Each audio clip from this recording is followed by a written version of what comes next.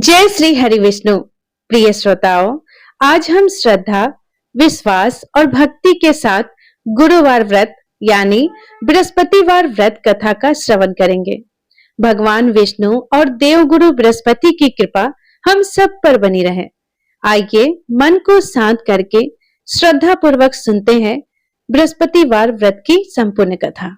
भारतवर्ष में एक प्रतापी और दानी राजा राज्य करता था।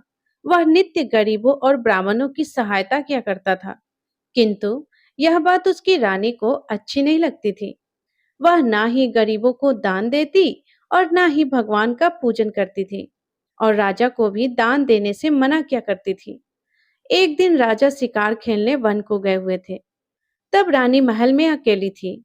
उसी समय बृहस्पति देव साधु वेश में राजा के महल में भिक्षा लेने के लिए गए और भिक्षा मांगी तो रानी ने भिक्षा देने से इनकार कर दिया और कहने लगी, हे साधु महाराज, मैं तो इस दान पुण्य से तंग आ गई हूँ। मेरा पति सारा धन लुटाने में लगे रहते हैं। मेरी इच्छा है कि हमारा सारा धन नष्ट हो जाए, फिर ना रहेगा बांस और ना बजेगी बांसुरी। साधु ने कहा, देवी, तुम तो बड़ी ही विचित्र हो। धन संतान तो सभी चाहते हैं, पुत्र और लक्ष्मी तो पापी के घर भी होनी चाहिए। यदि तुम्हारे पास अधिक धन है तो भूखों को भोजन दो, प्यासों के लिए प्याऊ बनवाओ, मुसाफिरों के लिए धर्मशालाएं खुलवाओ। जो निर्धन अपनी कुंवारी कन्याओं का विवाह नहीं कर सकते, उनका विवाह करा दो। ऐसा और कई काम है जिनके करने से तुम्हारा यश लोक और परलोक में फैलेगा। परंतु रानी पर उपदेश का कोई प्रभाव न पड़ा। वह बोली, महाराज, आप मुझे कुछ ना समझाइए। मैं ऐसा धन नहीं चाहती जो जगह जगह बांटती फिरूं। तब साधु ने उत्तर दिया कि अगर तुम्हारी ऐसी ही इच्छा है तो तथास्तु। तुम ऐसा करना कि बृहस्पतिवार को घर लीपकर पीली मिट्टी से अपना सिर धोकर स्नान करना, भट्टी चढ़ाकर कपड़े धोना। ऐसा करने से आपका सारा धन नष्ट हो जाएगा। इतना कहकर वह साधु महाराज वहां से आलोप हो गए, और साधु के कहे अनुसार बातों को पूरा करते हुए रानी केवल 3 बृहस्पतिवार ही बीते थे कि उसकी समस्त धन संपत्ति नष्ट हो गई। अब भोजन के लिए राजा का परिवार तरसने लगा।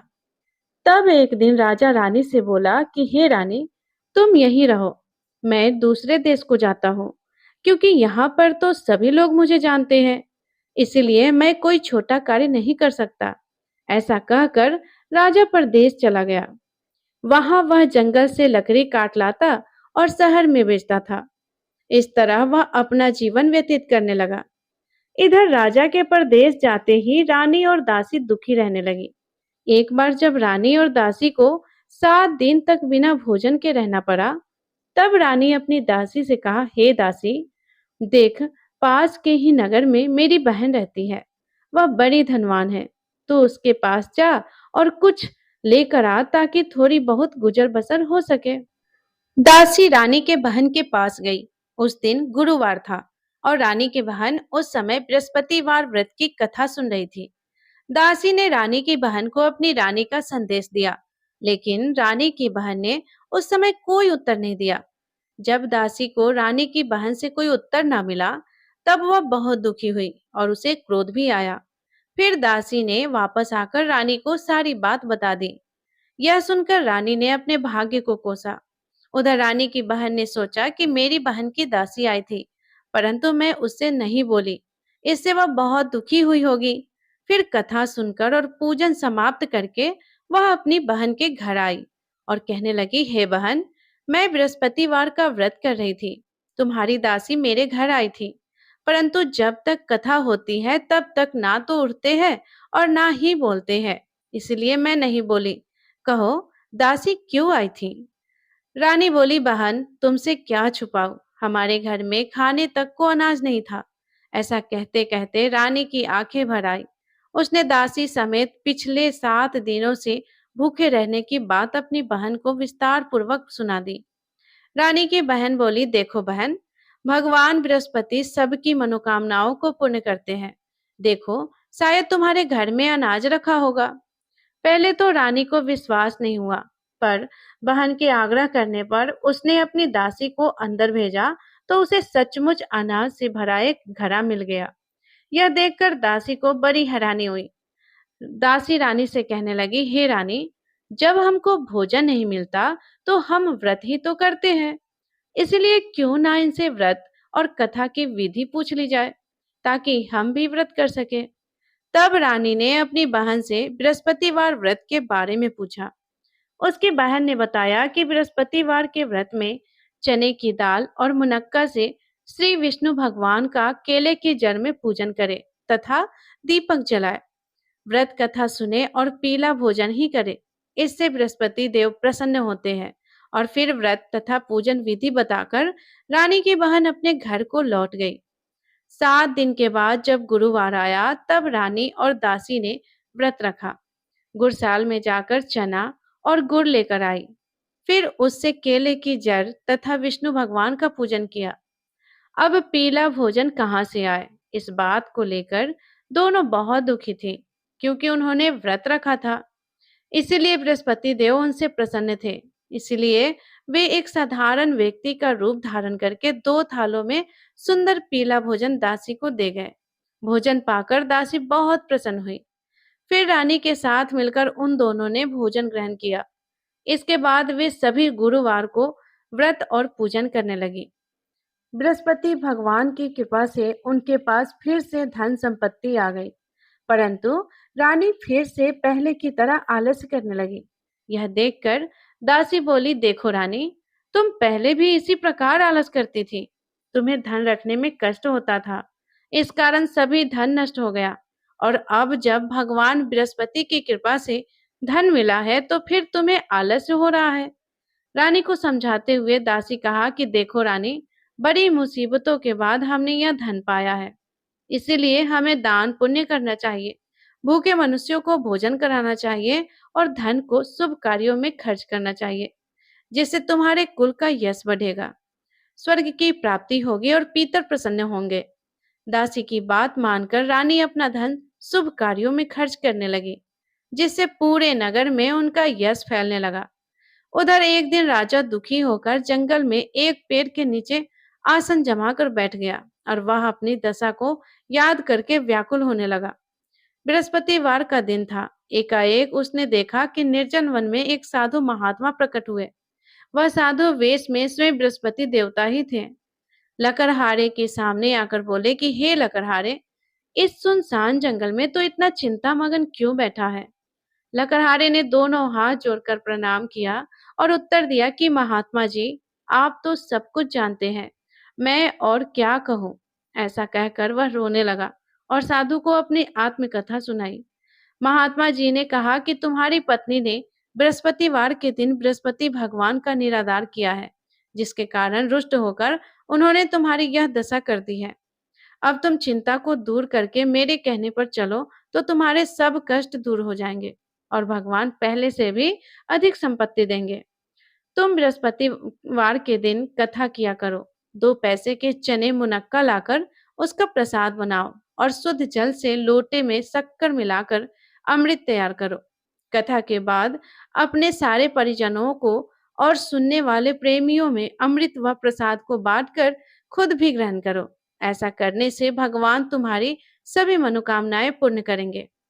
साधु के ऐसे वचन सुनकर लकड़हारा बोला, हे प्रभु, मुझे लकड़ी बेचकर इतना पैसा नहीं मिलता जिससे भोजन के उपरांत कुछ बचा सकूं। मैंने रात्रि में अपनी स्त्री को व्याकुल देखा है। मेरे पास कुछ भी नहीं है जिससे मैं उसकी खबर मंगा सकूं। और फिर मैं बृहस्पति देव की क्या कहानी सुनूं, मुझको तो कुछ भी मालूम नहीं है। साधु ने कहा, हे लकड़हारे, तुम किसी बात की चिंता मत करो। बृहस्पतिवार के दिन तुम रोजाना की तरह लकड़ियां लेकर शहर को जाओ। तुमको रोज से 2 गुना धन प्राप्त होगा, जिससे तुम भली भांति भोजन कर लोगे और बृहस्पति देव की पूजा का सामान भी आ जाएगा। बृहस्पति देव की कथा इस प्रकार है, सुनो। प्राचीन काल में एक ब्राह्मण रहता था। वह बहुत निर्धन था। उसकी कोई संतान नहीं थी। उसकी स्त्री बहुत मलिनता के साथ रहती थी। वह स्नान भी नहीं करती थी, किसी देवता का पूजन भी नहीं करती थी। इससे ब्राह्मण देवता बड़े दुखी थे। बेचारे बहुत कुछ कहते थे, किंतु उसका कोई परिणाम नहीं निकलता। भगवान की कृपा से ब्राह्मण की स्त्री के एक कन्या रूपी रतन पैदा हुआ। वह कन्या बड़ी होने पर प्रातः स्नान करके श्री विष्णु भगवान का जाप और बृहस्पतिवार का व्रत करने लगी। अपने पूजन पाठ को समाप्त करके विद्यालय जाती तो अपनी मुट्ठी में जौ भरकर ले जाती और पाठशाला के मार्ग में डालती जाती। यह जौ स्वर्ण के हो जाते तो लौटते समय उनको बीनकर घर ले आती। एक दिन वह बालिका सूप में उस सोने के जौ को फटक फटक कर साफ कर रही थी। उसके पिता ने देख लिया और कहा कि हे बेटी, सोने के जौ के लिए सोने का ही सूप होना चाहिए। दूसरे दिन बृहस्पतिवार था। इस कन्या ने व्रत रखा और बृहस्पति देव से प्रार्थना करके कहा कि हे बृहस्पति देव, मैंने आपकी पूजा अगर सच्चे मन से की है तो मेरे लिए सोने का सूप दे दो। बृहस्पति देव ने उनकी प्रार्थना स्वीकार कर ली। फिर रोजाना की तरह वह कन्या जौ फैलाती हुई जाने लगी। जब लौट कर जा रही थी तो बृहस्पति देव की कृपा से उसे सोने का सूप मिल गया। उसे वह घर ले आई और उसमें जौ साफ करने लगी, परंतु उसकी माँ का वही ढंग रहा। एक दिन की बात है, वह कन्या सोने के सूप में जौ साफ कर रही थी। उस समय उस शहर का राजपुत्र वहां से होकर निकला। इस कन्या के रूप और कार्य को देखकर मोहित हो गया और अपने घर आकर भोजन और जल त्याग कर उदास होकर लेट गया। राजा को इस बात का जब पता लगा तो अपने प्रधानमंत्री के साथ वे उसके पास गए और बोले, हे बेटा, तुम्हें किस बात का कष्ट है? किसी ने तुम्हारा अपमान किया है या फिर कोई और कारण है तो हमें कहो। मैं वही कार्य करूंगा जिससे तुम्हें प्रसन्नता हो। अपने पिता की राजकुमार ने बातें सुनी तो वह बोला, पिताजी, मुझे आपकी कृपा से किसी भी बात का दुख नहीं है। किसी ने मेरा अपमान नहीं किया है, परंतु मैं तो उस लड़की से विवाह करना चाहता हूँ जो सोने के सूप में जौ साफ कर रही थी। यह सुनकर राजा आश्चर्य में पड़ गया और बोला, हे बेटा, इस तरह की कन्या का पता तो तुम ही लगाओ।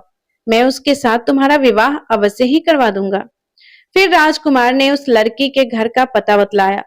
तब मंत्री उस लड़की के घर गए और ब्राह्मण देवता को सभी हाल बताया। ब्राह्मण देवता राजकुमार के साथ अपनी कन्या का विवाह करने के लिए तैयार हो गए तथा विधि विधान के अनुसार ब्राह्मण की कन्या का विवाह राजकुमार के साथ हो गया। कन्या के घर से जाते ही ब्राह्मण देवता के घर में पहले की तरह गरीबी का निवास हो गया। अब भोजन के लिए भी अन्न बड़ी मुश्किल से मिलता था। एक दिन दुखी होकर ब्राह्मण देवता अपनी पुत्री के पास गए। बेटी ने पिता की दुखी अवस्था को देखा और अपनी माँ का हाल पूछा। तब ब्राह्मण ने भी सभी हाल कह सुनाया। कन्या ने बहुत सारा धन देकर अपने पिता को विदा कर दिया।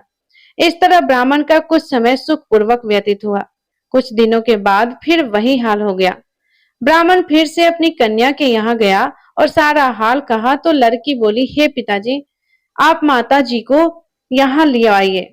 मैं उन्हें विधि बता दूंगी जिससे उनकी गरीबी दूर हो जाएगी।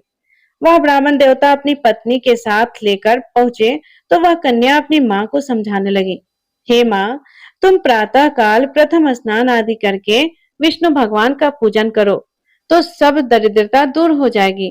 परंतु उसकी माँ ने एक भी बात नहीं मानी और प्रातः काल उठकर अपनी पुत्री और उसके बच्चों की जूठन को खा लिया।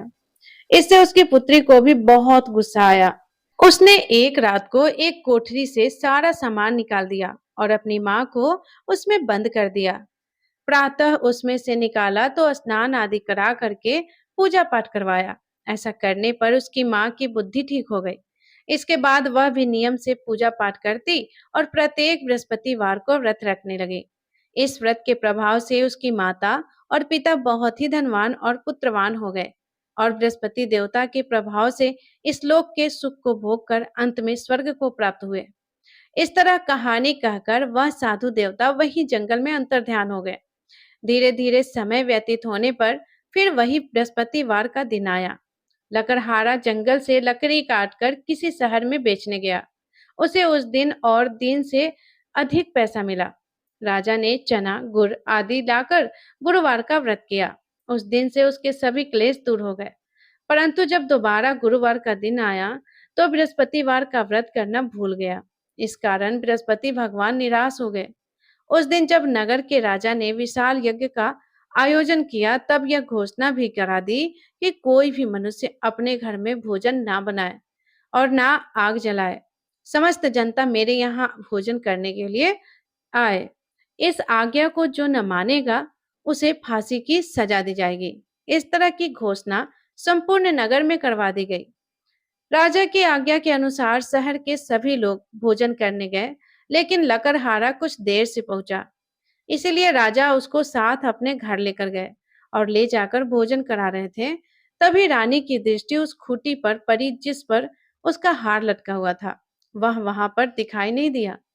रानी ने निश्चय किया कि मेरा हार इस मनुष्य ने ही चुरा लिया है। उसी समय सिपाहियों को बुलाकर उसको कारागार में डलवा दिया।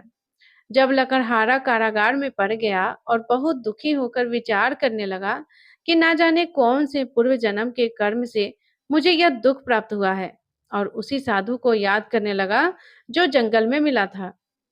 उसी समय तत्काल बृहस्पति देव साधु के रूप में प्रकट हुए और उसकी दशा को देखकर कहने लगे, अरे मूर्ख, तूने बृहस्पति देव की कथा नहीं करी, इस कारण तुझे दुख प्राप्त हुआ है।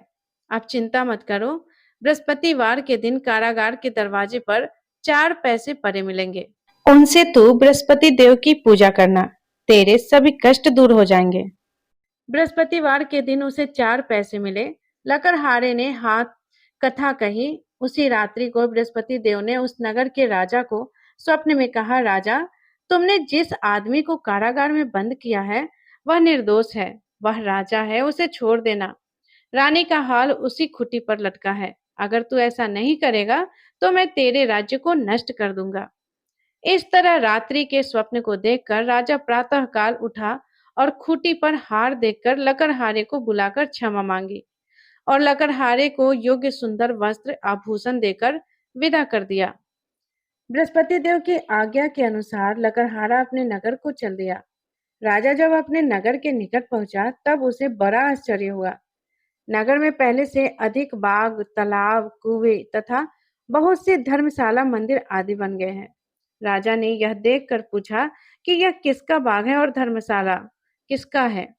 तब नगर के सब लोग कहने लगे, यह तो सब रानी और बांदी के हैं। तब राजा को बड़ा आश्चर्य हुआ और गुस्सा भी आया।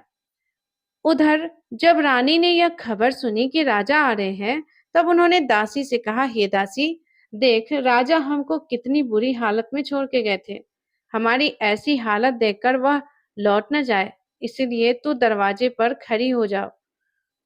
आज्ञा के अनुसार दासी दरवाजे पर खड़ी हो गई। राजा आए तो उन्हें अपने साथ लिवा लाई। तब राजा ने क्रोध करके अपनी रानी से पूछा कि यह धन तुम्हें कैसे प्राप्त हुआ है। तब उन्होंने कहा कि हमें यह सब धन बृहस्पति देव के इस व्रत के प्रभाव से प्राप्त हुआ है। अब तो राजा ने निश्चय किया कि 7 रोज बाद तो सभी बृहस्पति देव भगवान का पूजन करते हैं, परंतु मैं प्रतिदिन दिन में 3 बार कहानी और रोज व्रत किया करूंगा। अब तो हर समय राजा के दुपट्टे में चने की दाल बंधी रहती और दिन में 3 बार कहानी कहती। एक दिन राजा ने विचार किया कि चलो अपनी बहन के यहाँ हो आवे। इस तरह निश्चय करके राजा घोड़ी पर सवार होकर अपनी बहन के यहाँ को चलने लगा। मार्ग में उसने देखा कि कुछ आदमी एक मुर्दे को लिए जा रहे हैं। उन्हें रोककर राजा कहने लगे कि अरे भाइयों, मेरे बृहस्पति देव की कथा तो सुन लो। वे बोले कि लो, हमारा तो आदमी मर गया है और इसको इसको भी कथा की पड़ी है। परंतु कुछ आदमी बोले कि अच्छा कहो, तुम्हारी कथा भी सुनेंगे। राजा ने दाल निकाली और जब कथा आधी हुई थी कि मुर्दा हिलने लगा, और जब कथा समाप्त हो गई तब राम राम करके मनुष्य उठ खड़ा हुआ। आगे मार्ग में उसे किसान खेत में हल चलाता हुआ मिला। तब राजा ने उसे देखकर बोला कि अरे भैया, तुम मेरी बृहस्पतिवार की कथा तो सुन लो। किसान बोला कि जब तक मैं तेरी कथा सुनूंगा तब तक 4 हरैया जोत लूंगा। जा अपनी कथा किसी और को सुनाना। इस तरह राजा आगे चलने लगा। राजा के हटते ही किसान के बैल पछाड़ खाकर गिर गए और किसान के पेट में बड़ी जोर का दर्द होने लगा। उसी समय उसकी माँ रोटी लेकर आई। उसने जब यह देखा तो अपने पुत्र से सब हाल पूछा और बेटे ने सभी हाल कह दिया। तब वह बुढ़िया दौड़ी दौड़ी उस घुड़सवार के पास गई और उससे बोली कि मैं तेरी कथा सुनूंगी, तू अपनी कथा मेरे खेत पर चलकर ही कहना। राजा ने बुढ़िया से खेत पर जाकर कथा कही, जिसके सुनते ही वह बैल उठकर खड़े हो गए थे तथा किसान के पेट का दर्द भी बंद हो गया। फिर राजा अपनी बहन के घर पहुंचा। बहन ने भाई की खूब मेहमानी की। दूसरे दिन प्रातःकाल राजा जगा तो देखने लगा कि सब लोग भोजन कर रहे हैं। राजा ने अपनी बहन से कहा कि बहन, ऐसा कोई मनुष्य है यहाँ जिसने भोजन ना किया हो मेरे बृहस्पति देव की कथा सुनने के लिए। बहन बोली कि है भैया, यह देश ऐसा ही है। पहले यहाँ लोग भोजन करते हैं और बाद में अन्य कोई काम करते हैं। अगर कोई पड़ोस में हो तो देख आओ। ऐसा कहकर वह देखने चली गई, परंतु उससे कोई भी ऐसा व्यक्ति नहीं मिला जिसने भोजन ना किया हो। अंत में वह एक कुम्हार के घर गई जिसका लड़का बीमार था। उसे मालूम हुआ कि उसके यहाँ 3 रोज से किसी ने भी भोजन नहीं किया है। रानी ने अपने भाई की कथा सुनने के लिए कुम्हार से कहा तो वह तुरंत तैयार हो गया। राजा ने जाकर बृहस्पतिवार की कथा कही, जिसको सुनकर उसका लड़का ठीक हो गया। अब तो राजा की प्रशंसा होने लगी। एक दिन राजा ने अपनी बहन से कहा कि हे बहन, अब हम अपने घर को जाएंगे, तुम भी तैयार हो जाओ। राजा की बहन ने अपनी सास से कहा, तब सास ने कहा कि हाँ चली जा, लेकिन अपने लड़कों को मत ले जाना, क्योंकि तेरा भाई की कोई संतान नहीं है। बहन ने अपने भाई से कहा कि भैया, मैं तो चलूंगी, लेकिन कोई बालक नहीं चलेगा। तब राजा बोला कि जब कोई बालक ही नहीं चलेगा तब तुम भी क्या करोगी। फिर बड़े दुखी मन से राजा अपने नगर को लौट आया। राजा ने अपनी रानी से घर आकर कहा कि हम निर्वंशी हैं, हमारा मुंह देखने का धर्म नहीं है और कुछ भोजन आदि नहीं किया। तब रानी बोली कि हे प्रभु, बृहस्पति देव ने हमें सब कुछ दिया है, वह हमें संतान भी अवश्य देंगे। उसी रात को बृहस्पति देव ने राजा से स्वप्न में कहा, हे राजा, उठो, सभी सोच त्याग दो, तेरी रानी गर्भ से है। राजा को यह बात सुनकर बड़ी खुशी हुई। फिर 9वें महीने में रानी के गर्भ से एक सुंदर पुत्र पैदा हुआ। तब राजा बोला कि हे रानी, स्त्री बिना भोजन के रह सकती है, पर बिना कहे नहीं रह सकती। जब मेरी बहन आएगी तब तुम उससे कुछ मत कहना। रानी ने सुनकर हाँ कर दिया। उधर जब राजा की बहन ने यह शुभ समाचार सुना तो वह बड़ी खुश हुई और बधाई लेकर अपने भाई के यहाँ आई। तभी रानी ने कहा कि घोड़ा चढ़कर तो नहीं आई है, गधा चढ़कर आई है। राजा की बहन बोली, भाभी, मैं इस प्रकार ना कहती तो तुम्हें संतान कैसे मिलता। बृहस्पति देव ऐसे ही है, जैसे कि जिनके मन में कामनाएं हैं सभी को पूर्ण करते हैं। जो श्रद्धा भावना पूर्वक बृहस्पतिवार का व्रत करता है, एवं कथा पढ़ता है अथवा सुनाता है, दूसरों को सुनाता भी है, बृहस्पति देव उनकी सभी मनोकामनाएं को पूर्ण करते हैं। बृहस्पति देव उनकी सदैव रक्षा करते हैं। जो संसार में सद्भावना और सच्चे हृदय से बृहस्पति देव का पूजन करते हैं, उनकी सभी मनोकामनाएं उसी प्रकार पूर्ण होती हैं जैसे राजा और रानी ने बृहस्पति देव की कथा का गुणगान किया। उनकी सभी इच्छाएं बृहस्पति देव ने पूर्ण की। मनुष्य को हृदय से उनका मनन करते हुए जयकार करना चाहिए। सभी प्रेम से बोलिए, बृहस्पति देव महाराज की जय, श्री विष्णु भगवान की जय। प्रिय श्रोताओं, आइए सुनते हैं बृहस्पति देवता की आरती। ओम जय बृहस्पति देवा, स्वामी जय बृहस्पति देवा। छिन छिन भोग लगाओ, छिन छिन भोग लगाओ, कदली फल मेवा। ओम जय बृहस्पति देवा, तुम पूर्ण परमात्मा, तुम अंतर्यामी, स्वामी तुम अंतर्यामी। जगत पिता जगदेश्वर, जगत पिता जगदेश्वर, तुम सबके स्वामी। ओम जय बृहस्पति देवा, चरणामृत निज निर्मल, सब पातक के हरता, स्वामी सब पातक के हरता। सकल मनोरथ दायक, सकल मनोरथ दायक, कृपा करो भरता। ओम जय बृहस्पति देवा, तन मन धन अर्पण कर, जो जन शरण परे, स्वामी जो जन शरण परे। प्रभु प्रकट तब हो कर, प्रभु प्रकट तब हो कर, आकर द्वार खड़े। ओम जय बृहस्पति देवा, दीन दयाल दयानिधि, भक्तन हितकारी, स्वामी भक्तन हितकारी। पाप दोष सब हरता, पाप दोष सब हरता, भव बंधन हारी। ओम जय बृहस्पति देवा, सकल मनोरथ दायक, सब संशय तारो, स्वामी सब संशय तारो। विषय विकार मिटाओ, विषय विकार मिटाओ, संतन सुखकारी। ओम जय बृहस्पति देवा, जो कोई आरती तेरी प्रेम सहित गावे, स्वामी प्रेम सहित गावे। ज्येष्ठानंद बंद सो निश्चय फल पावे। ओम जय बृहस्पति देवा, ओम जय बृहस्पति देवा, स्वामी जय बृहस्पति देवा। चिनी चिनी भोग लगाओ, कदली फल मेवा। ओम जय बृहस्पति देवा। सभी प्रेम से बोलिए बृहस्पति भगवान की जय।